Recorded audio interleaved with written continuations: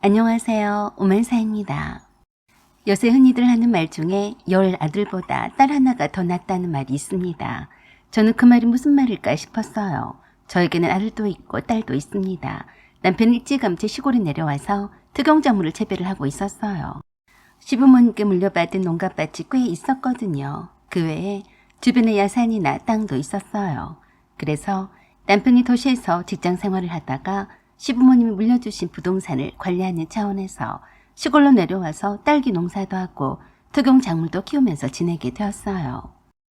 저는 아이들 학교 문제로 도시에서 따로 나와 살면서 시골로 왔다 갔다 하는 생활을 오랫동안 해왔어요.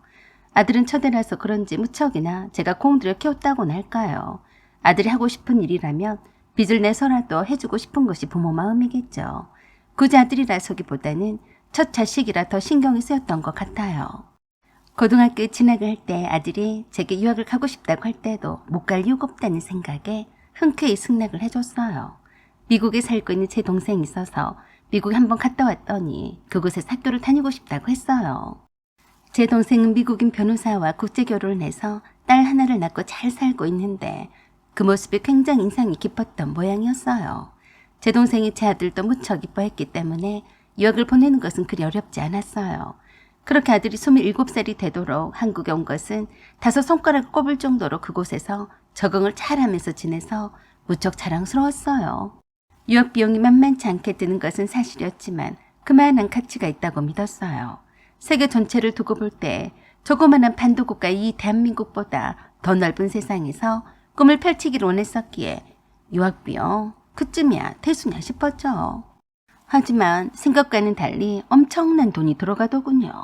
이미 시작한 유학생활을 잘 지내다 오게 하려는 게 부모된 의무라 생각이 되어서 논밭을 하나씩 팔아가며 공부를 시켰어요. 그러는 미국 생활을 어느 정도 정리를 한 후에 아예 한국으로 들어오게 되었는데요. 미국에서 직장 생활을 짧게 돌아서 유럽 쪽으로 여행을 다녀오겠다고 해서 그 여행 경비도 다 대줬어요. 우연치 않게 그 여행 도중에 만난 아가씨가 한 명 있었는데 제 아들이 그 아가씨한테 푹 빠져버렸어요. 갑자기 유럽 여행을 다녀온 뒤에 열심히 국내에 취업자를 알아보러 다니더니 외국계 기업에 취업을 했어요. 저는 아들과 떨어져 지낸 시간들이 많아서 함께 지내고 싶은 마음이 굴뚝 같았고 애틋하기만 했는데 아들은 입국을 하자마자 유럽 여행 화려히 떠나고 다녀오더니 취업한다며 바쁘고 그나마 남은 쪼가리 시간들도 모두 다 아들의 여자친구한테 뺏겼었죠. 아들은 그저 하숙생 같았어요.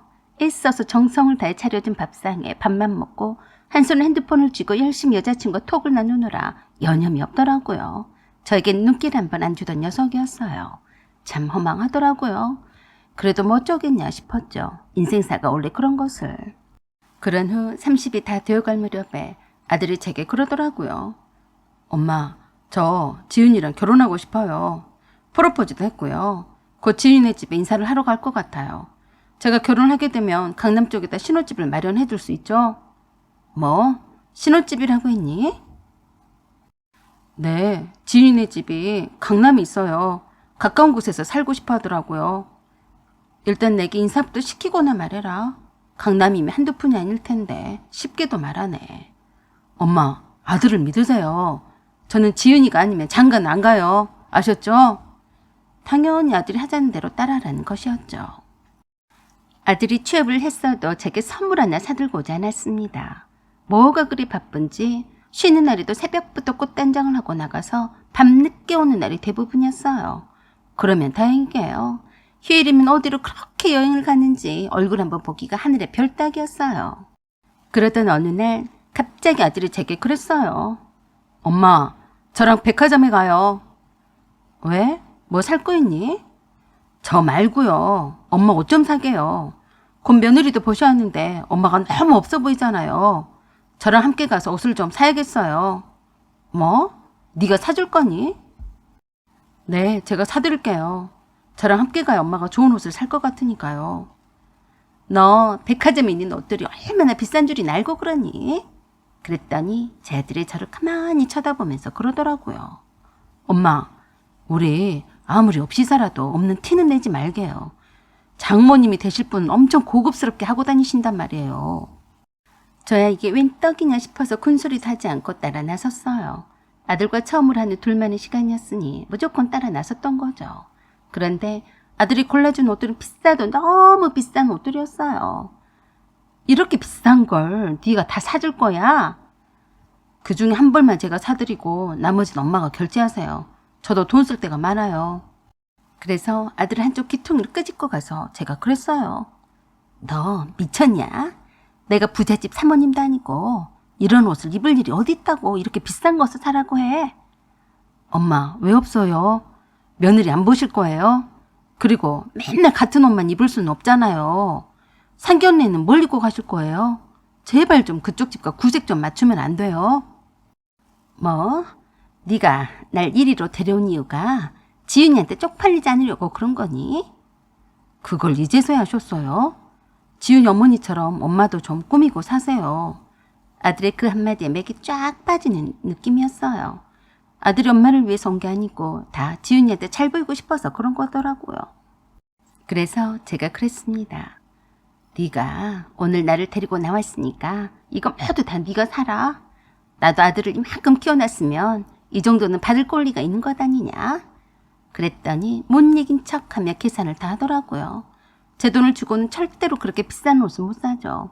아들에게 섭섭한 마음에 사달라고 대놓고 말한 거였죠. 그리고 왜 그렇게도 섭섭했는지 명품 가방 매장이 보이자 제가 아들에게 그랬어요.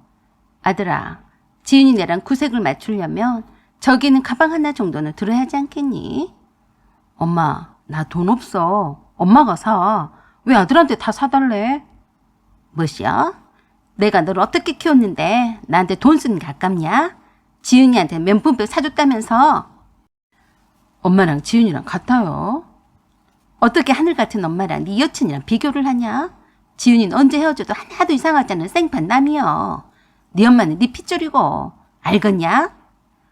아니 미자는 지윤이 생일 선물로 명품백 선물로 뭐가 좋겠냐고 내가 물었을 뿐인데 그새 엄마한테 쪼르르 일렀어요. 요새 결혼하기 전에 다 그렇게 해줘요. 그렇게 해주기는 뭘 그렇게 해줘. 우리 때는 첫 월급을 타면 부모님께 통째로 내놓고 그동안 키워주셔서 감사했습니다. 라고 하면서 하다못해 선물이라도 사다 준다. 그런데 돈 벌어서 몽땅 네 여친 선물만 사쟁겨? 아이 몰라요. 그럼 조금 저렴한 걸로 고르세요. 할부로 사드릴게요. 사실 제가 진짜로 사고 싶어서 그런 게 아니라 너희 엄마란 사람도 사치란 거 살 줄 아는 여자라고 보여주고 싶었어요. 기분도 별로였는데 온 김에 뭐라도 사쟁겨 할 것 같아서 지갑이라도 하나 살 생각으로 둘러보고 있었어요. 그런데 갑자기 어떤 귀부인 같은 여자가 제 아들에게 아는 체를 했어요. 아니, 김군, 뭐 사러 왔나? 그 말에 놀라서 아들이 90도 각도로 그 여자에게 인사를 하더니 그러더라고요. 장모님, 안녕하세요. 쇼핑하러 오셨어요? 응, 그러네. 혹시 저분이 자네 어머니신가? 그러자 아들이 놀라운 말을 했어요. 네? 아니에요.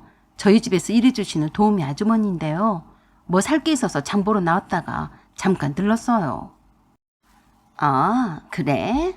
나는 또 저렇게 촌스러운 아줌마가 김군 어머님 어쩌나 했네. 그럼 그렇지. 김군을 보면 어머니도 이상이 되지. 알았네. 일 보고 가게나. 나는 바빠서 먼저 가네. 네, 안녕히 가십시오. 라고 하며 또 한 번 90도 각도로 인사를 척 하더라고요. 뭐? 촌스러운 아줌마? 도우미 아줌마? 비가 거꾸로 치솟는 느낌이었어요. 뭐랄까 제가 헛살았다는 생각이 들고 어이가 없었어요. 저게 내가 내 목숨보다 더 귀하게 여기며 애지중지 키운 내 아들이라니. 뭐가 잘못된 걸까 싶더라고요. 지갑을 뒤적거리다 말고 안 되겠다 싶어서 점원에게 그랬어요. 여기에서 50대들에게 가장 인기 있고 가장 비싼 가방을 보여주세요. 그 중에서 가장 마음에 드는 걸로 가격과 상관없이 골랐어요. 그리고 아들에게 결제하라고 했습니다. 아들이 그 결제 금액을 보고 눈이 휘둥그레졌어요. 엄마, 이거 너무 비싼데 다른 걸로 하면 안 돼요? 네 엄마는 네 도우미 아줌마가 아니야. 내 눈높이에 맞는 걸로 고른 거다. 그리고 지윤이가 뭔가 그 애도 내 눈높이에 맞지 않으면 얄짤없이 니들 결혼은 반대할 거니까 알아서 그 애를 내 눈높이 잘 맞춰서 데려와라. 알았냐? 뭐해? 빨리 결제 안 하고. 아가씨, 이거 빨리 포장해 주세요. 포장한 명품 백을 들고 아들 먼저 나와서 혼자서 택시를 타고 집에까지 와버렸어요. 아들도 미안했는지 집에 와서 저한테 그랬어요. 엄마, 미안해. 그러니까 왜 옷을 그렇게 촌스럽게 입고 다녀요. 엄마도 지은이 엄마를 봐서 알지만 얼마나 화려하고 고급스러운지 아시잖아요. 엄마랑 마주하면 비교가 되어서 엄마가 쪽이 팔릴까 봐 그랬어요. 그러냐? 자기 엄마를 부끄럽게 하는 놈은 내 자식이 아니다. 꼴도 보기 싫으니까 어서 나가라. 넌 내 아들이 아니다. 그랬더니 그냥 휘잉하니 나가더라고요. 잘못했다고 빌어도 모자랄 판에 오히려 자기가 돈 쓰고도 욕을 얻어먹는다며 거짓골을 하고 나간 저만 탓하는 것 같았어요. 그래서 저도 아들을 놓아주기로 했습니다. 떠나간 자식이라고 생각했어요. 아들의 결혼 자금으로 모아두었던 돈을 저와 딸을 위해서 쓰기로 했습니다. 딸이 직접 디자인을 하고 제작한 옷들을 조금씩 팔고 있었는데 좀 더 크게 지원할 생각이었어요. 매장 겸 사무실도 구하고 사진 촬영할 스튜디오도 만들었어요. 아들의 결혼 자금으로 딸의 창업 비용에 충당했습니다. 저는 그 사무실 한켠에서 라이브 커머스를 시작했고요. 아들이 예비 며느리를 인사를 시키겠다는 말에도 시큰둥했어요. 그랬더니 제게 그러더군요. 엄마, 제가 전에도 말했지만 신혼집은 강남에다 마련해주세요. 내가 왜 그래 하니? 그러자 의외란 듯이 아들이 그랬어요. 무슨 말씀이세요? 지금 장난해요? 너야말로 장난하니? 내가 널 키워주고 유학까지 보내주느라 들어간 돈이 얼마인 줄이나 아니? 너 염치도 없다. 나도 지은이 엄마처럼 화려하게 꾸미려면 돈이 있어야 되지 않겠어? 엄마, 아직도 그 일 때문에 삐지셨어요? 내가 삐지건 말건 상관하지 마라. 네 신혼집은 네가 알아서 할 일이지. 30살이나 퍼먹고 집까지 사달라고 하니? 나도 내 인생을 살아야지. 언제까지 네 뒤치다거리만 하고 살란 말이냐? 그러자 순간 당황해하며 그제서야 낮은 자세로 그러더라고요. 엄마, 왜 그러세요? 제가 어떻게 신혼집을 장만을 하겠어요? 그건 네 사정이다. 취업을 한 지가 언젠데 아직까지 돈도 못 모았니? 이젠 네 엄마 아빠한테 손 내밀지 말어. 이번에 네 동생한테 투자 좀 했다. 네? 지금 제 결혼이 코앞인데 수연이한테만 신경을 쓰시는 거예요? 그래서 제가 한마디로 내질렀어요. 수연이가 너처럼 유학을 갔냐, 여행 간다고 돈을 가져가기를 했냐? 네가 쓴 돈의 반의 반 틈도 안 가져갔다. 난 네가 지은이랑 결혼을 하건 말건 반대도 찬성도 하지 않을 테니 너희들끼리 알아서 해라. 그때서야 상황 파악이 되었는지 손바닥에 풀이 나도록 빌었어요. 엄마, 제가 잘못했어요. 제가 그때는 진짜로 지은이 엄마한테 자존심이 안 상하려고 그랬어요. 용서하세요. 안 봐도 뻔하다. 그 엄마를 보니까 지은이도 어떤 애인 줄 알겠더라. 알아서 해라.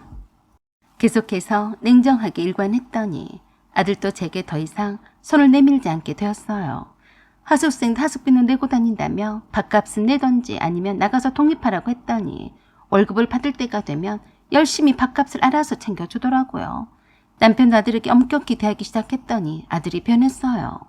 그렇게 번 돈을 쉽게 써버리고 여친한테 선물도 쉽게도 하더니만 알뜰해지기 시작하더라고요. 심지어 주말에 남편 일손을 돕는다며 열심히 땀 흘리다 돌아가곤 했어요. 인사를 시키러 데리고 오겠다던 여자친구를 데려오지 않길래 물었더니 그러더라고요. 아직 제가 결혼 준비가 안 되었는걸요. 사실대로 말했어요. 강남의 신혼집 장만은 어렵다고요. 그랬더니 장모님이 결혼을 반대하신대요. 그래서 당분간 헤어지기로 했어요. 장모님이 결혼을 허락하시고 내가 결혼 준비가 될 때에도 나를 기다려주면 결혼을 하려고요. 그래서 제 대답은 짤막했어요. 잘 생각했다. 딸이건 아들이건 똑같은 자식이죠. 하지만 기대가 커서 모든 것을 다 쏟아부은 것만큼 자식은 부모에 대한 사랑이 필요하지는 않는 것 같아요. 늘 내 옆에 친구처럼 가까이 있는 딸이 제게 더 잘하더라고요. 사연은 여기까지입니다. 감사합니다.